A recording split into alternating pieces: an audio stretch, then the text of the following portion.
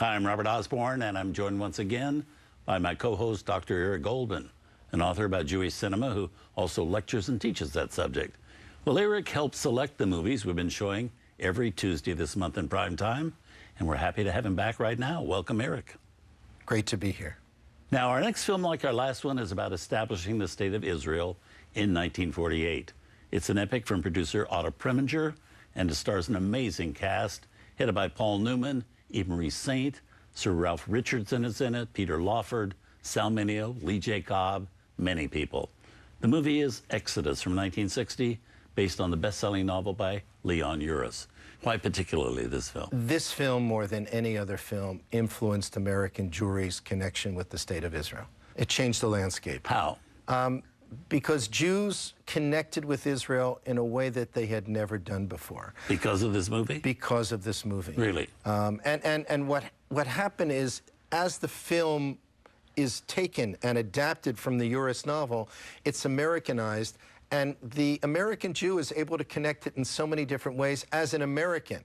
So the relationship to Israel is forged here in a way that never seen before in cinema. Paul Newman represented a new type of Jew for the American Jew. He represented somebody forceful, good-looking, the new Jew, the Israeli Jew, the good-looking Jew. And that's so important for how Jews felt about themselves. You know, there was the Holocaust that was now slowly becoming part of the discussion on the part of American Jews, and Jews were struggling with their history in Europe, and now suddenly the diaspora Jew and what he or she looked like, and the Israeli Jew. And they're so totally different. And at this point, Israel is merged. American Jews are no longer separated from Israel in the same way. Also, America itself, in terms of our policy, is changing its relationship with Israel. So all of this together forges this bond that remains to this day. How accurate is this story compared to what really happened?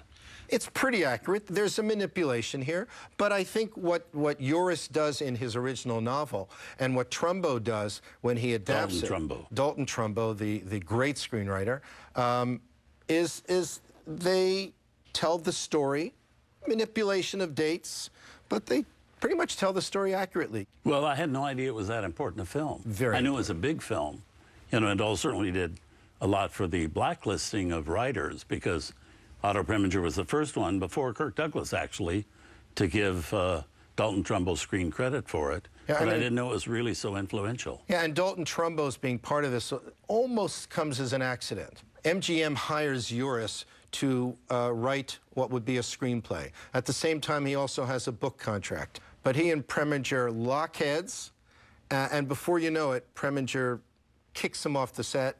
They mutually disagree, and from there on in, you know, he needs a great screenwriter who can bring in the script quickly and on time. And who's the master? Dalton Trumbo. And yes, then he gives him screen credit. And Preminger always loved controversy. It was right up his alley. And he wasn't afraid of a fight, as he had with Uris. Yeah. Uris was never happy about the way they took his novel and changed it. But I think... Did they change it a lot? They changed it a lot. They wanted their characters, the characters in the film, to be characters that the American public could empathize, connect with. And I think Trumbo's successful in doing that. Well, let's have a look. Here was Sal Mineo giving a performance that earned him an Academy Award nomination. Here is Exodus.